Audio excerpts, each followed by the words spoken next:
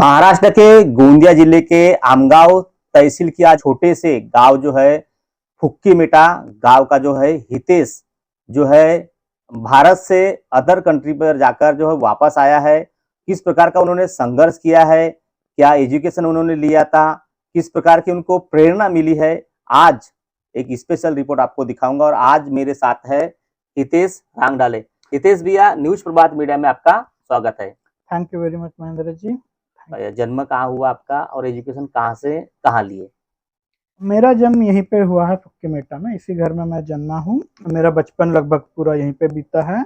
और मेरी पढ़ाई, जो पहली पढ़ाई है, वो विद्यानिकेतन में, आमगांव विद्यानिकेतन कॉन्वेंट, उसके बाद हाई स्कूल और जूनियर कॉलेज में, वहाँ तक मेरी आमगांव में पढ़ाई हुई। उसके बाद मैं पुणे में बीएससी किया हूँ फर्ग्यूसन कॉलेज से। उसके बाद मैंने एमएससी किया आईआईटी गुवाहाटी से, और कलकत्ता से Shah institute of nuclear physics में पीएचडी किया हूँ। तो ये तो हो गया आपका भारत के अंदर पढ़ाई का एजुकेशन। फिर आप इजराइल और यूएस क्यों गए? क्या ऐसी परिस्थिति आ गई जो वहां आपको जाना पड़ा? एक बार मेरी जब पीएचडी हो गई तो मेरी पीएचडी का टाइटल था electron impact ionisation studies in high Z elements. जो हमने जब स्टडी किया उसके बाद और भी एडवांस स्टडीज के लिए या और भी फील्ड में एक्सपीरियंस लेने के लिए, हायर टाइप का एक्सपीरियंस लेने के लिए ये ज़्यादा अच्छा था कि किसी बाहर देश से लिया जाए, क्योंकि वहाँ पे एडवांस लैब्स है, वहाँ पे एडवांस एक्सपेरिमेंट्स परफॉर्म होते थे। और जो एक्सपेरिमेंट मुझको पसंद थे, खासकर जो कि मैं एक स्पेशल फील्ड है फिजिक्स की जिसका कि नाम है स्टैंडर्ड मॉडल, वो पढ़ने के लिए मैं इंडिया से बाहर गया था। तो पहले मैं इजराइल गया, वहाँ पे कुछ एक्सपेरिमेंट्स किए।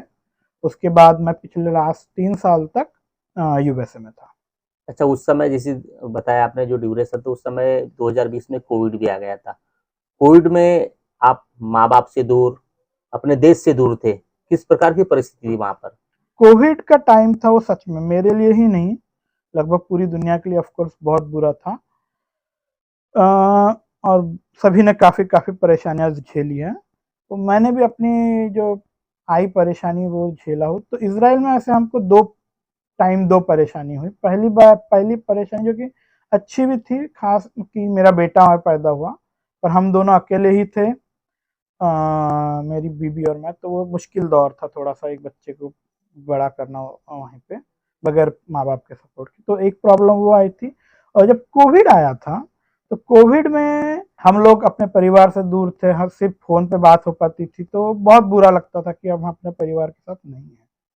दूसरी बात, हमारे जो ससुर जी हैं, मेरी वाइफ के पिताजी, उनकी भी डेथ हो गई। तो वो काफ़ी स्ट्रेसफुल टाइम था मेरे वाइफ के लिए। तो पूरे परिवार के लिए वो बुरा समय था।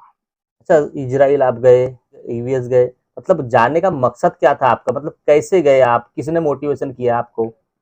ये फील्ड में जनरली ऐसा होता है, मेरे साथ ही नहीं, सभी जो लोग पीएचडी करते हैं, जनरली पीएचडी करने के बाद आप डायरेक्टली किसी रिसर्च लैब में, जनरली इंडिया में तो चांस काफ़ी कम हो जाते हैं बोलना, पर फिर भी अगर आपको यूनिवर्सिटी में प्रोफेसर बनना है या आईआईटी में प्रोफेसर बनना है, एनआईटी में प्रोफेसर बनना है, तो डायरेक्टली पीएचडी के बाद जनरली आपको जॉब नहीं मिलती है।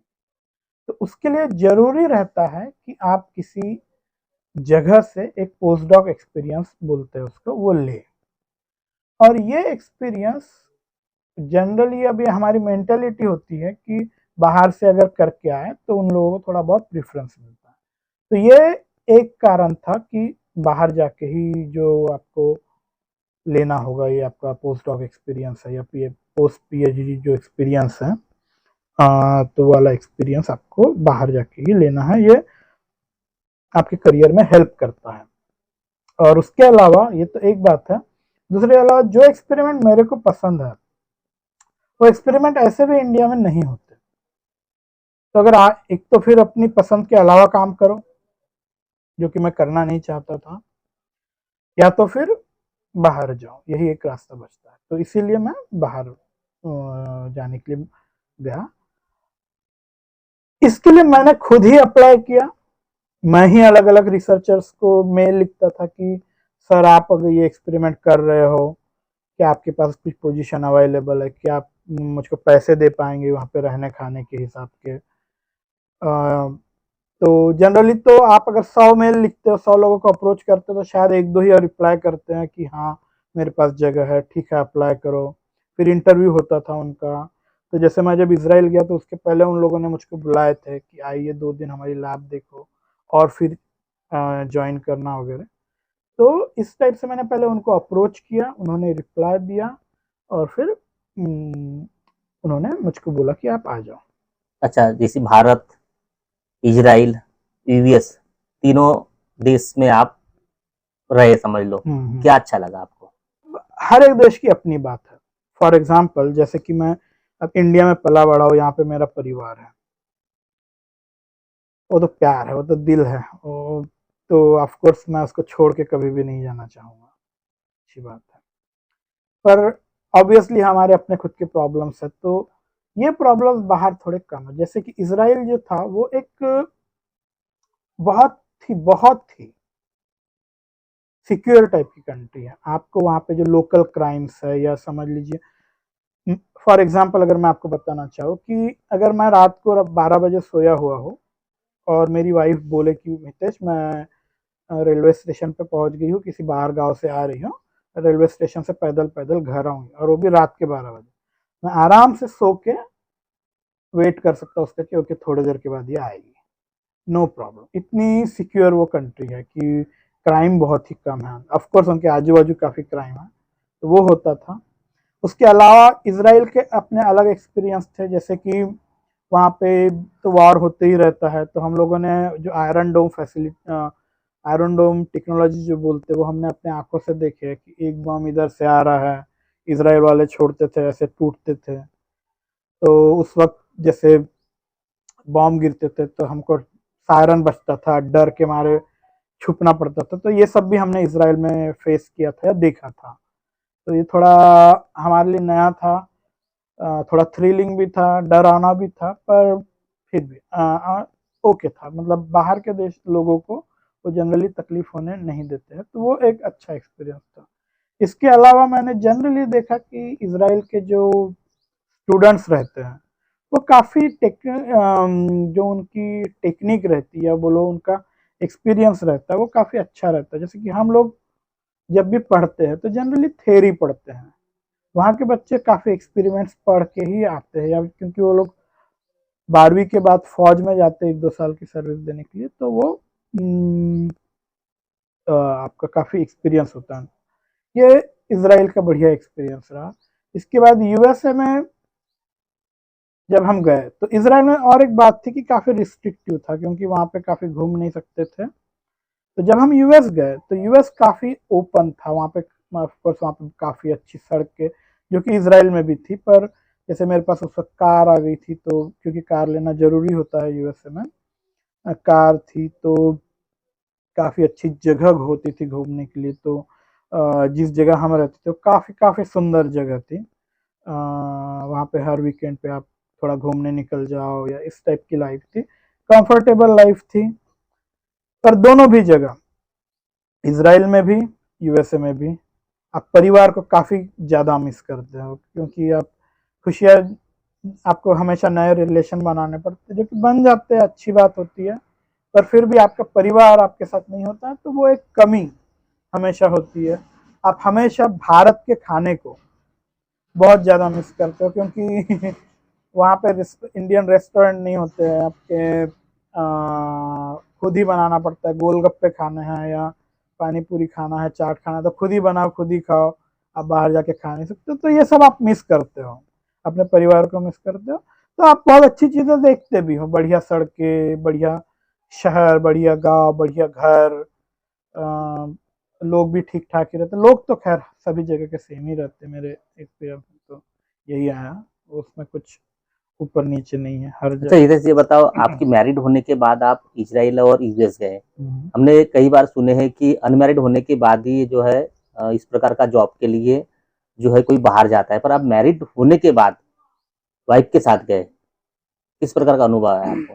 इस मामले में मैं ये बोलूँगा कि इनफैक्ट उससे भी थोड़ा होता है कि लोग जनरली पीएचडी करते वक़्त शादी नहीं करते। तो मैंने उससे भी पहले ही अपनी पीएचडी के टाइम पर ही शादी कर लिया था। तो वो भी ऑलरेडी एक स्ट्रेसफुल टाइम था मेरे लिए, क्योंकि शादी में मतलब करने पे एक तो आपको अपनी वाइफ का भी खर्चा चलाना, आपका भी खर्चा चलाना है। पीएचडी में पैसे कम मिलते थे, तो ये ऑलरेडी अपने आप में एक प्रॉब्लमेटिक बात थी इंडिया में रहते हुए ही। पर इसके अलावा जब बाहर गया, तो हाँ, आप अगर शादीशुदा हो और अगर बाहर अपनी वाइफ को लेके जाते हो, तो आपके जैसे यहाँ पे लोगों को लगता है कि बाहर गया है तो बहुत पैसे कमा रहा है। जनरली आप उतने पैसे बचा नहीं पाते हो। आपका खर्चा ठीक ठाक से चल जाता है, नो प्रॉब्लम। पर पैसे जो बचत होनी चाहिए जितना, जैसे कि एक जब आप एक सेटलमेंट होने वाली बात होती है, वो जनरल इस करियर में थोड़ा मुश्किल जाता है, इस जगह पे थोड़ा सा मुश्किल जाता है कि आप अगर एक की जगह दो लग जा रहे हो तो खर्चे बढ़ जाते हैं आपके, फिर ऊपर से बच्चा हो गया तो उसके अपने खर्चे आ जाते हैं। तो फाइनेंशियली तो ये थोड़ा मुश्किल टफ रहता ही है। पर हाँ, कम से कम एक सपोर्ट, अगर कोई बंदा अकेला जाए तो फिर वो कुछ और ढूंढने लगता है, मतलब थोड़ी पार्टियाँ ज़्यादा या इस टाइप से कुछ और करने की कोशिश करता है, या दो पर वाइफ है आपके साथ में तो वो थोड़ा स्ट्रेस उस जगह पे कम हो जाता है। तो शादी होने के बाद माँ-बाप की वो इच्छा रहती है कि अभी तक जो सुख नहीं मिला, तो बहू आई तो हमको सुख मिलेगा, घर के काम वगैरह करेंगे। पर आपने शादी के बाद जो है, अपनी धर्मपत्नी को मतलब बाहर लेकर गए, तो मम्मी-पापा नाराज़ नहीं हुए? इस मामले में मैं ये बोलूँगा कि मेरी जो फैमिली है, सिर्फ मेरे माँ बाप ही नहीं, तो मेरे चाचा चाची, दादा दादी, बुआ, सभी लोग, मेरे कजिन्स लोग भी काफ़ी काफ़ी, मतलब इससे अच्छी फैमिली मेरे को नहीं लगता किसी और को कभी मिल सकती है। तो सभी हर जगह मेरे साथ हमेशा सपोर्ट में खड़े रहे हैं। तो जनरली हाँ, ये है कि वो कमी तो रही होगी मेरे माँ-बाप के लिए, पर उन्होंने कभी मेरे को ना ही बोले, ना ही कभी ऐसा दिखाया भी कि तू मत जा लेके, या हमारी बहू को हमारे पास छोड़ दे। इनफैक्ट मेरी मम्मी ने बहुत बार इनकरेज की है कि नहीं, कि तुम, मेरी वाइफ को है ना काम करना चाहिए, वो अच्छी बात है, इंडिपेंडेंट बनो, या और मेरी वाइफ भी इंडिपेंडेंट बनना चाहती थी, या है भी वो। तो ये है कि मेरे जो फैमिली है थोड़ी-सी एडवांस थिंकिंग बोल सकते हैं इस प्रकार से कि हाँ भाई, नहीं, आप आगे बढ़ो।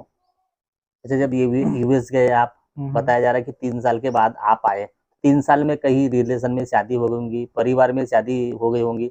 मतलब जो दौर था, जैसे इधर से फ़ोन आता रहा होगा आपको कि इसकी शादी है, यहाँ जाना है, गए थे। कैसा महसूस करते थे आप उस समय? तो ये एक पीएचडी, पोस्टडॉक ये वाली लाइफ़ का, ये एकेडमिक लाइफ़ जिसको बोला जाता है, ये एक बहुत ही बुरा सच है कि दुःख की बात ये है कि मैंने अपने दोस्तों में से किसी की शादी एन्जॉय नहीं किया हूँ मैं, मतलब ये मेरे लिए काफ़ी दुःख है।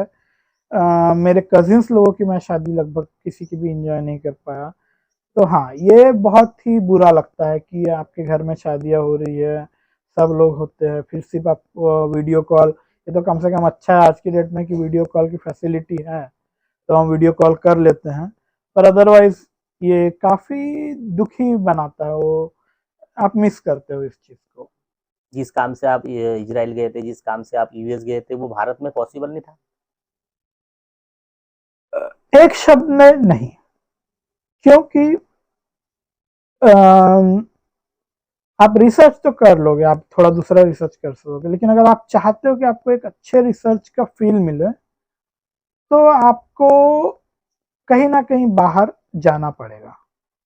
अम, या इंडिया में भी होता है रिसर्च, ऐसा नहीं है कि नहीं होता, पर जिन एक्सपेरिमेंट्स में मैं इन्वॉल्व रहा वो काफ़ी महँगे एक्सपेरिमेंट्स हैं। उनमें मतलब 100 करोड़, 200 करोड़, या एक तो और एक जो एक्सपेरिमेंट जिसमें मैं इन्वॉल्व था वो तो उससे भी काफ़ी महँगा होता है। तो इतने पैसे एक एक्सपेरिमेंट पे आज की डेट में इंडियन गवर्नमेंट नहीं डालती है। तो ये, हाँ, अगर आपको अच्छे एक्सपेरिमेंट्स करने हैं या उसका फील लेना है तो थोड़ा मुश्किल तो है भारत में होना, आपको बाहर जाना ही पड़ता है।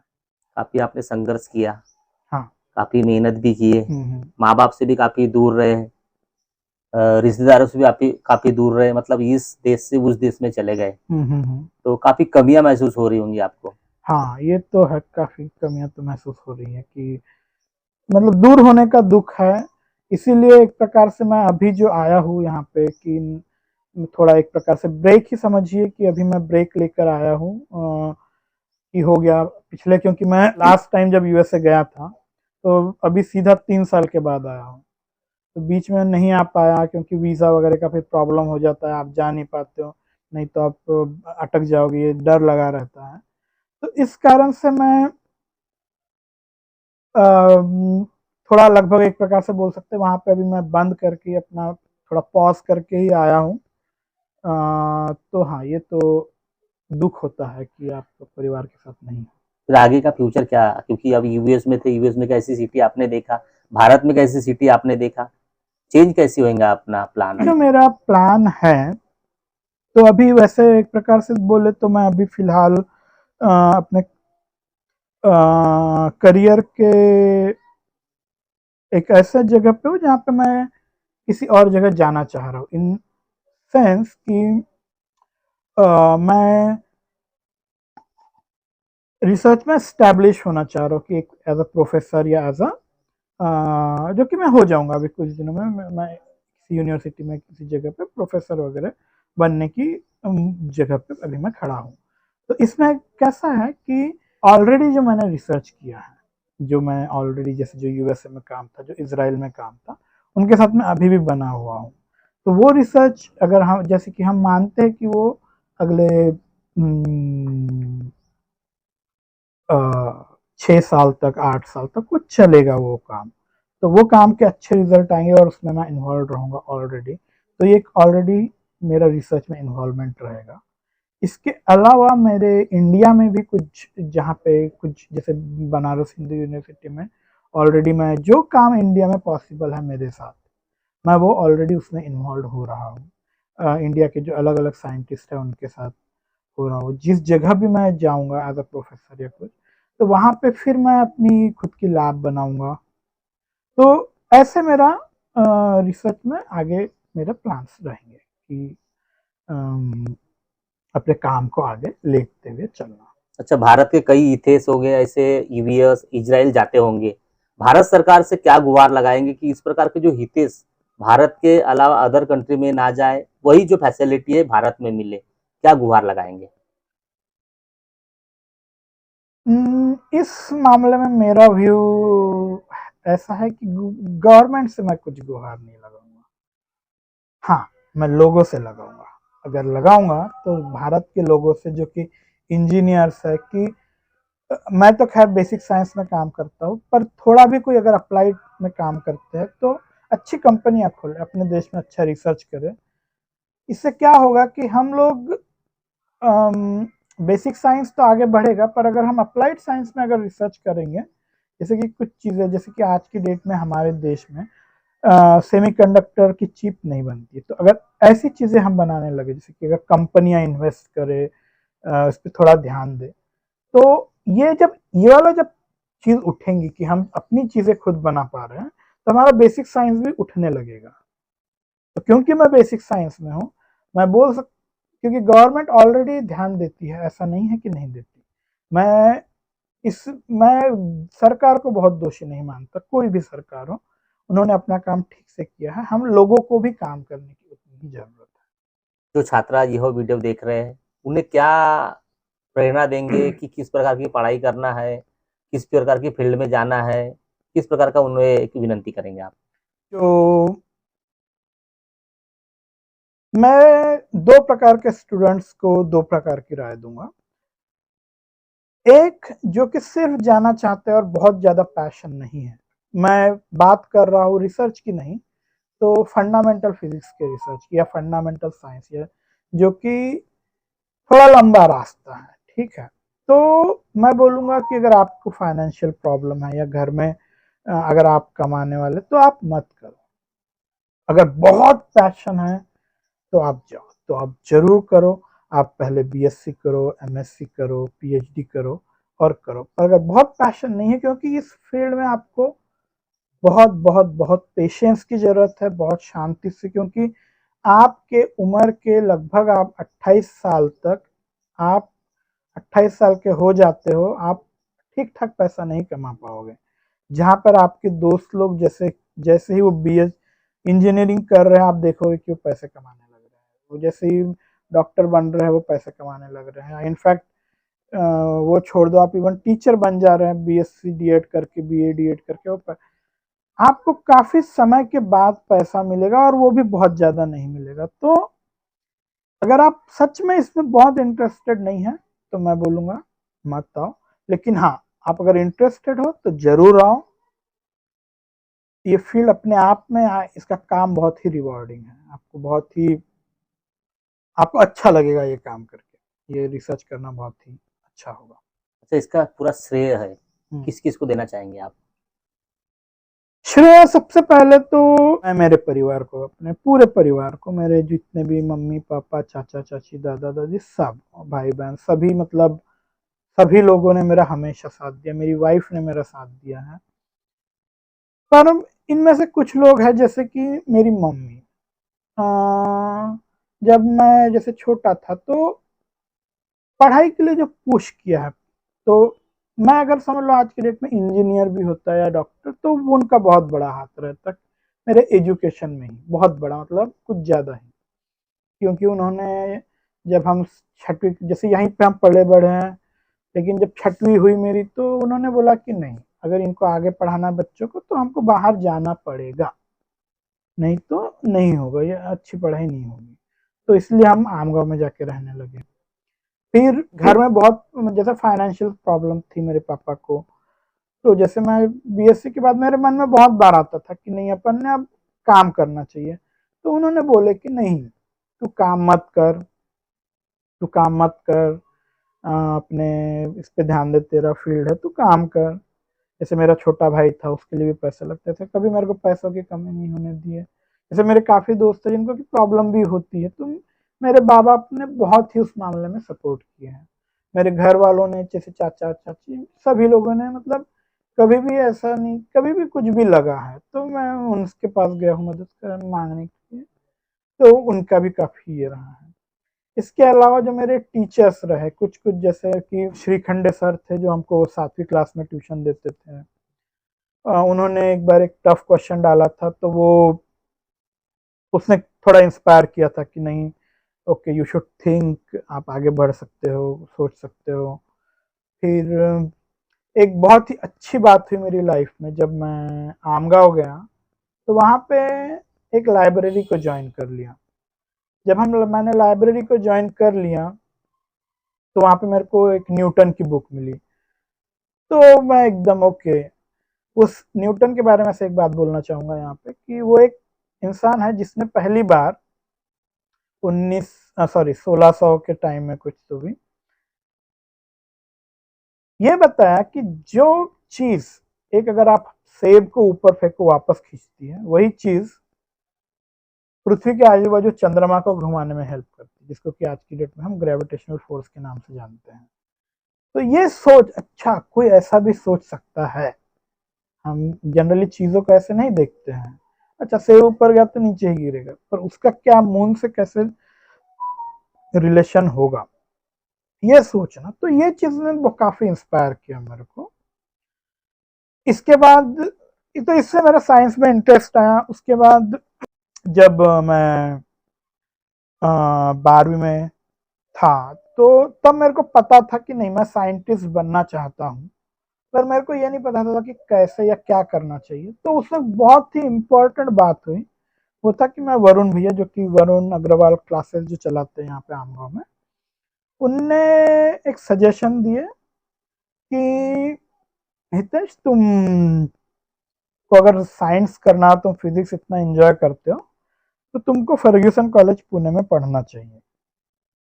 और हम फिर उन्होंने समझाया, फिर मेरे पापा जी को भी बताया कि यहाँ पे भेजो, बीएससी तो आमगांव से भी कर सकता है, पर बहुत ज़्यादा ज़रूरी है कि ये वहाँ से करे।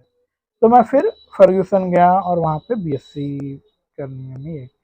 इसके अलावा मेरे जो टीचर्स हैं, जैसे बीनी माधव कावड़े सर जो थे हमारे, या पाठक सर थे, ये इनके बाद मैं ट्यूशन जाता था, तो ये लोग भी अच्छा पढ़ाते थे। लोथे सर थे हमारे, Gautam sir, हाडोले sir, गोमासी sir, Vidya Niketan के हमारे, मतलब पूरे मेरे स्कूल टीचर्स, इन्होंने भी मतलब पढ़ाया है, अच्छे से पढ़ाया है, तो इनका भी अच्छा योगदान रहा। मुटकुटे सर बढ़िया पढ़ाते थे। ये सब मतलब इनका मेरे को पढ़ाने में और काफ़ी हेल्पफुल रहे हैं। काफी अच्छी जानकारी दी हितेश। मैं चाहूंगा कि आगे और भी आप कहीं इसमें कोर्सेज करें, तब तक के लिए शुभकामना देना चाहूंगा। तो देखिए, ये हितेश से साइंटिस्ट कैसे बने, एक छोटे से गांव से लेकर आमगांव, आमगांव से लेकर पूना, कलकत्ता, इजराइल, यूएस कैसे गए, पूरा इन्होंने अपने सफर के बारे में जानकारी दी है। तो इस प्रकार का इनका सफर था।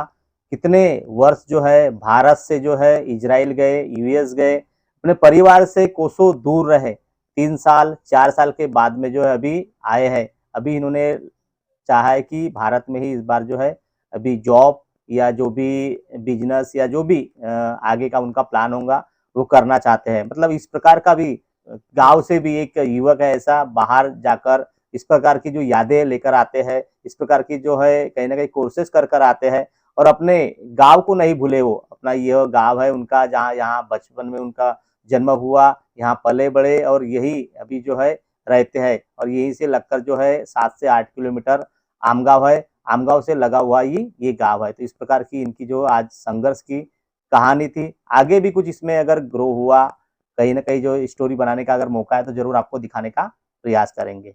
महेंद्र लिल्लारे, न्यूज प्रभात मीडिया, आमगांव, गोंदिया। अब आपकी समस्या तूफान की तरह सरकार तक। न्यूज प्रभात मीडिया, न्यूज प्रभात मीडिया।